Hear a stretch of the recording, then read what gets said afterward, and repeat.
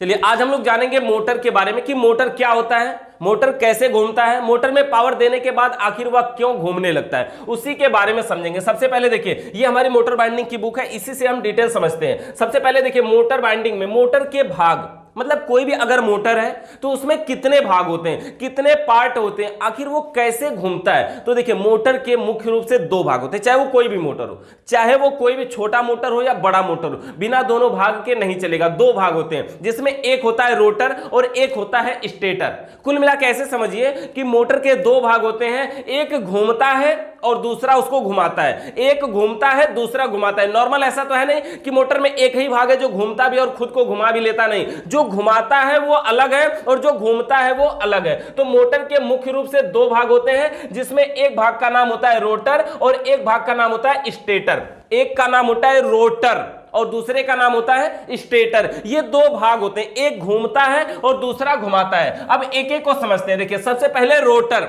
Rotor क्या होता है? ये मोटर का वह भाग जिसमें बाइंडिंग नहीं किया जाता है लेकिन वह बीच में घूमता है, उसे रोटर कहते हैं। मोटर का वह भाग जिसमें बाइंडिंग नहीं किया जाता है, मतलब तार नहीं इसमें भरा जाता है लेकिन यही बीच में घूमता है, उसे रोटर कहते हैं। रोटर, रोटर का मतलब ही होता है घूमना। आगे हम जब भी समझेंगे या पीछे जो भी समझे, रोटरी स्विच, रोटरी का मतलब क्या होता है? घूमना। मतलब रोटावेटर जैसे ट्रैक्टर में होता है ना, वो घूमता है, मतलब रोटर। रोटर का मतलब ही होता है घूमना। उसी तरह से मोटर बाइंडिंग में भी यही होता है, मोटर का वह भाग जो बीच में घूमता है। यानी पंखा इसे देखेंगे, शाफ्ट ये निकला रहेगा ना, ये शाफ्ट जिसमें निकला रहता है, ये शाफ्ट ही तो घूमता है। तो ये क्या होता है? ये जो होता है ये रोटर होता है। देखिए ये किसी भी पंखा में आप देखेंगे तो ये स्टेटर के बराबर में लगा होता है और ये शाफ्ट निकला होता है, ये होता है हमारा रोटर। यानी पूरा मिलाकर इसको बोलते हैं रोटर। यानी कि मोटर का वह भाग जो बीच में घूमता है और उसमें तार नहीं भरा जाता है, उसे रोटर कहते हैं। रोटर का मतलब ही हो गया घूमना। और जो हमारा दूसरा भाग है वो होता है स्टेटर। दूसरा भाग होता है स्टेटर। स्टेटर क्या होता है? ये मोटर का वह भाग जिसमें बाइंडिंग किया जाता है, मतलब तार भरा जाता है, ऐसा ही होता है ना। ये मोटर का वह भाग जिसमें बाइंडिंग किया जाता है लेकिन यह बीच में घूमता नहीं है। पंखा में इसमें सिर्फ बाइंडिंग होती है, ये नहीं ना घूमता है, इसमें बाइंडिंग होती है। उन कटे कटे खाने देख रहे हैं ना, इसी में बाइंडिंग किया जाता है, जैसे यहां से लेकर के यहां तक किया जाता है। यानी इसकी कुछ पीच होती है, अभी आगे हम उसको समझेंगे। इसमें ऐसे तार भरे गए होते हैं और जिसमें तार भरे जाते हैं उसको हम बोलते हैं स्टेटर। यानी कि मोटर का वह भाग जिसमें बाइंडिंग किया जाता है लेकिन वह घूमता नहीं है, उसे स्टेटर कहते हैं। मोटर का वह भाग जिसमें बाइंडिंग किया जाता है, मतलब तार भरा जाता है लेकिन पंखे में यह घूमता नहीं है, इसे स्टेटर कहते हैं। स्टेटर के अलावा देखिए मोटर बाइंडिंग, किसी भी मोटर में तार भरे जाने की प्रक्रिया को मोटर बाइंडिंग कहते हैं। मतलब मोटर बाइंडिंग करवाना नहीं, लोग कहते हैं मोटर की बाइंडिंग करवा के लाएंगे या फिर से बाइंडिंग करवाएंगे। मोटर बाइंडिंग कहते किसे? तो किसी भी मोटर में तार के भरे जाने की प्रक्रिया को मोटर बाइंडिंग कहते हैं, चाहे वो कोई भी मोटर हो। किसी भी मोटर में तार के भरे जाने की प्रक्रिया को मोटर बाइंडिंग कहते हैं। और ये जो बाइंडिंग होती है वो दो प्रकार से होती है, एक होती है चेन बाइंडिंग और एक होती है सेट बाइंडिंग। चेन बाइंडिंग और सेट बाइंडिंग। अब चेन बाइंडिंग क्या होता है वो समझिए। देखिए चेन बाइंडिंग का मतलब ये होता है ना कि जब किसी मोटर में हम बाइंडिंग करने जाएं और तार को इस प्रकार से लपेटें, जैसे सीलिंग फैन, छत वाला पंखा है ना, उसमें जब हम बाइंडिंग करते हैं उसकी, तो तार को एक बार ऐसे एक दिशा में लपेटते हैं और अगली बार जाके उसका उल्टा लपेटते हैं ऐसे, और फिर अगले में जाते हैं उसका उल्टा लपेटते हैं, फिर अगले में जाते हैं उसका उल्टा लपेटते हैं, फिर अगले में जाते हैं उसका उल्टा लपेटते हैं, ऐसे लपेटते हैं जब तक वो कंप्लीट ना हो जाए। तो इसको हम बोलते हैं कि चेन बाइंडिंग हो रही है। मतलब एक माला भरने के बाद हम इसको तोड़ नहीं रहे हैं और दूसरे में भर दे रहे हैं और ठीक उसी का उल्टा तुरंत उसी के बगल में ही भर रहे हैं, इसको हम बोलते हैं चेन बाइंडिंग। मतलब यह एक चेन की तरह बन रहा है। जैसे चेन होता है साइकिल का चेन, यानी छोटे छोटे पार्ट होते हैं एक दूसरे में ऐसे जुड़े होते हैं ना, जुड़ जुड़ करके वो बड़ा चेन बन जाता है। उसी तरह से ये भी है कि छोटा छोटा माला है एक दूसरे से जुड़ा हुआ है, जुड़ करके एक बड़ा चेन बन गया, इसको हम बोलते हैं चेन बाइंडिंग। ये बाइंडिंग करने का तरीका है कि और हर मोटर में हम चेन बाइंडिंग नहीं कर सकते। ये सीलिंग फैन में, मतलब जो छत वाला पंखा होता है उसमें हम चेन बाइंडिंग करते हैं। और जो हमारा इसमें दूसरा बाइंडिंग है वो है सेट बाइंडिंग। मतलब सेट बाइंडिंग, सेट बाइंडिंग क्या होता है? किसी भी मोटर में जब हम बाइंडिंग करने जाते हैं तो सबसे पहले क्या करते हैं, या तो फार्मा से या तो ऐसे दो किल गाड़ लेंगे और किल गाड़ के इस पे हम माला बनाएंगे। माला बनाएंगे, जो टर्न की संख्या होगी और जो लंबाई होगा वो सभी मोटरों का अलग अलग होता है, हम आगे समझेंगे उसको। और यहां पर क्या होता है कि इस प्रकार से माला बनाएंगे तो दो तार मिलेंगे, और दोनों तार को लेकर के माला को धागा लगाएंगे, इसे ही 4 जगह से बांध देंगे, बांधने के बाद ले जाके स्टेटर में सीधे भर देंगे आराम से। उसको हम बोलते हैं सेट बाइंडिंग। मतलब चैन बाइंडिंग और सेट बाइंडिंग। बाइंडिंग दो प्रकार की होती है। किसी भी स्टेटर में आप ऐसे समझ सकते हैं कि किसी भी स्टेटर में अगर डायरेक्ट तार लपेटा जाए तो उसे हम चैन बाइंडिंग बोलते हैं, लेकिन अगर किसी स्टेटर में माला अलग से बना के भरा जाए उसको हम सेट बाइंडिंग कहते हैं। तो यह हो गया हमारा चैन बाइंडिंग और सेट बाइंडिंग। इसके अलावा हम आगे दिखाते हैं आपको। देखिए चैन बाइंडिंग का यहां पर कुछ आपको डायग्राम बना हुआ दिख रहा है ना, कि जिस मोटर में तार के कॉइल को घुमा घुमा कर बाइंडिंग किया जाता है उसे चैन बाइंडिंग कहते हैं। जैसे छत वाला पंखा देख रहे हैं, सीलिंग फैन, यहां पर देखिए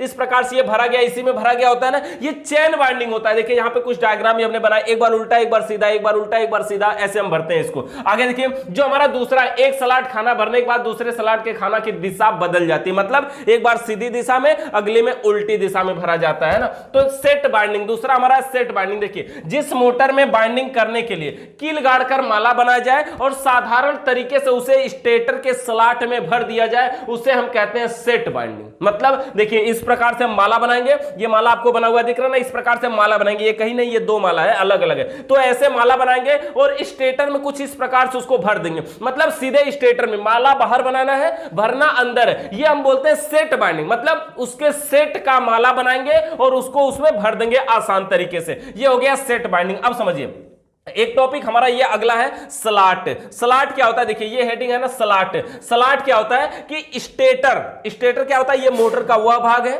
मोटर का वह भाग है जिसमें बाइंडिंग किया जाता है, लेकिन यह घूमता नहीं है, इसे स्टेटर कहते हैं। और स्टेटर के अंदर ये जो कटे कटे खाने बने होते हैं ना, जो छोटे छोटे देख रहे हैं, ये जो कटे कटे खाने बने होते हैं इसको हम बोलते हैं स्लॉट।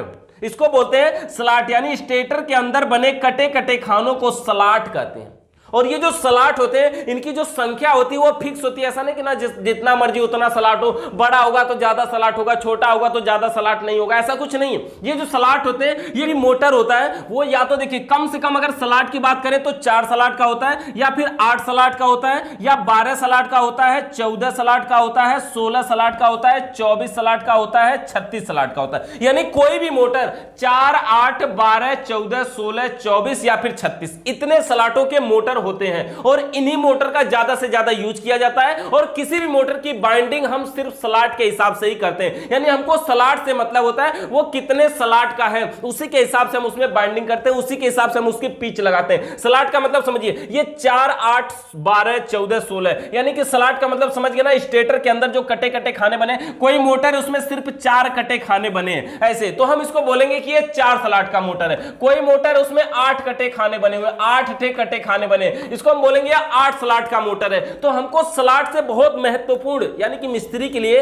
ये स्लॉट जानना बहुत जरूरी होता है। देखिए 4 स्लॉट, 8 स्लॉट, ये 4 स्लॉट, 8 स्लॉट और 16 स्लॉट, ये जो 3 मोटर हैं 4, 8, 16, ये होते हैं हमारे टेबल फैन में। इसका प्रयोग हम टेबल फैन में करते हैं। 4 स्लॉट, 8 स्लॉट और 16 स्लॉट, ये टेबल फैन। टेबल फैन मतलब समझ रहे हैं ना, जहां कहीं मेज पे रख करके हवा लेनी होती है। जो छोटा वाला फैन होता है वो मैक्सिमम 4 स्लॉट, 8 स्लॉट या फिर 16 स्लॉट का होता है। इसके अलावा 12 स्लॉट और 14 स्लॉट, ये जो 12 कटे खाने वाले हो सकते हैं या 14, ये होते हैं हमारे सीलिंग फैन।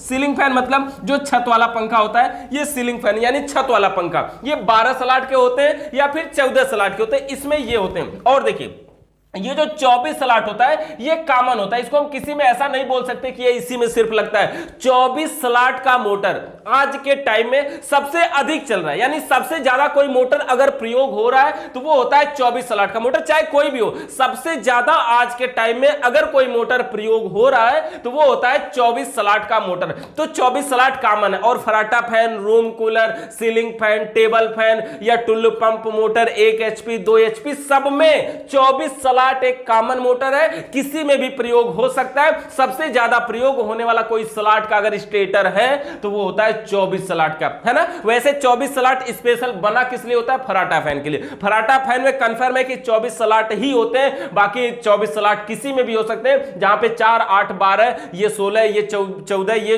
36, ये सारे बताए गए, यहां पर भी 24 स्लॉट हो सकता है। मतलब 24 स्लॉट एक कॉमन मोटर है। उसके बाद ये हमारा देखिए 36 स्लॉट। 36 स्लॉट का प्रयोग हमारे रूम कूलर में किया जाता है। रूम कूलर का मतलब जो कूलर होता है, जो घर में प्रयोग होने वाले कूलर है, उसमें हम 36 स्लॉट मोटर का यूज करते हैं। तो 4 स्लॉट, 8 स्लॉट, 12 स्लॉट, 14 स्लॉट, 16, 24 और 36 इतने स्लॉट के मोटर होते हैं। 4, 8 और 16 ये हमारे टेबल फैन में मैक्सिमम होते हैं। 12 और 14 ये सीलिंग फैन यानी छत वाले में होते हैं। 24 स्लॉट किसी में हो सकता है, वैसे फराटा या कूलर किसी में भी हो सकता है। और 36 स्लॉट हमारे रूम कूलर में प्रयोग होता है। इतने स्लॉट के हमारे मैक्सिमम मोटर को हम यूज करते हैं। ये 4 स्लॉट, 8 स्लॉट, 12, 14, 16 और 24 ये हो गया हमारा स्लॉट। अच्छा, स्लॉट के बाद अगला टॉपिक हमारा है पिच। पिच क्या होता है ये समझिए। स्लॉट के बाद अगला टॉपिक हमारा होता है पिच। पिच कहते हैं किसे? एक स्लॉट से दूसरे स्लॉट के बीच की दूरी को पिच कहते हैं। मतलब ये जो कटे कटे खाने हैं ना, एक कटे खाने से दूसरे कटे खाने के बीच की जो दूरी है उसी को हम पिच कहते हैं। पिच जानना भी हमारे लिए बहुत जरूरी है। जानते मोटर की वाइंडिंग करते हैं तो हमारा लिखा होता है कभी कभी पिच 1 से 2। 1 से 2 का मतलब ये हो गया कि माला जब हम भरेंगे तो पहले से दूसरे खाने में भरेंगे। अगर किसी मोटर में पिच लिखा हुआ है पिच 1 से 8, इसका मतलब यह हुआ कि पहले में भरेंगे और सीधे 8वें में भरेंगे। ऐसे 1 2 3 4 5 6 7 8 ये 8वां हो गया। तो पिच इसमें हम 1 से 8वें में भरेंगे। अगर कहीं पिच 1 से 8 लिखा है तो मतलब पिच का मतलब यह होता है एक स्लॉट से दूसरे स्लॉट के बीच की दूरी को पिच कहते हैं। या फिर बोल सकते हैं एक कटे खाने से दूसरे कटे खाने के बीच की दूरी को पिच कहते हैं। अब देखिए पिच के बाद आता है हमारा पोल। पोल क्या होता है? देखिए किसी मोटर में जितने कॉइल यानी माला रनिंग के भरे जाते हैं उसे उतने पोल का मोटर कहते हैं। किसी भी मोटर में जितने माला रनिंग के भरे जाते हैं उसे उतने पोल का मोटर कहते हैं। मतलब समझिए किसी भी मोटर में ना 2 प्रकार की बाइंडिंग किया जाता है। एक रनिंग बाइंडिंग होती है और एक स्टार्टिंग बाइंडिंग होती है। रनिंग बाइंडिंग का कार्य होता है मोटर को लगातार चलाना, मतलब रन कराना। और स्टार्टिंग बाइंडिंग का कार्य होता है मोटर को स्टार्टिंग के समय झटका देकर स्टार्ट करना।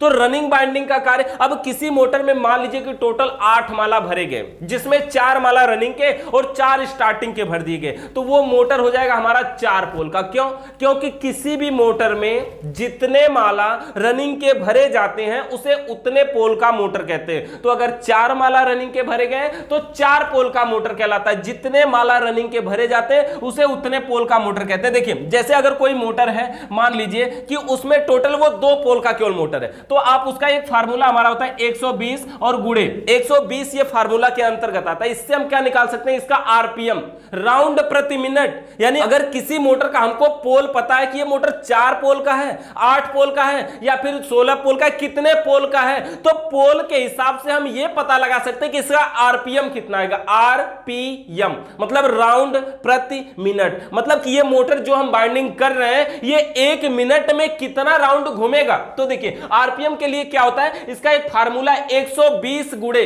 फ्रीक्वेंसी। फ्रीक्वेंसी का मतलब इंडिया की जो फ्रीक्वेंसी वो 50 से 60 एचजेड नहीं लिखा होता है फैन पे, वही। तो मान लीजिए कि यहां पर हम लिख देते हैं 50, 120 गुणे फ्रीक्वेंसी और बटा पोल, पोल की संख्या। यानी कि अगर मोटर 2 पोल का है तो मान लीजिए बटा पोल यानी 2 पोल का है, तो हम क्या करेंगे? अब 2 पोल का आया तो इसको कितना आएगा? देखिए ये 2 छक्का 12, अब 60 हो गया, 6 पच्चे 3000, ये 3000 आ गया। अब समझिए इस मोटर का आरपीएम 3000 आएगा। यानी कि कोई अगर मोटर है और वह 2 पोल का है तो उसका आरपीएम 3000 आएगा। मतलब वह 1 मिनट में 3000 राउंड घूमेगा।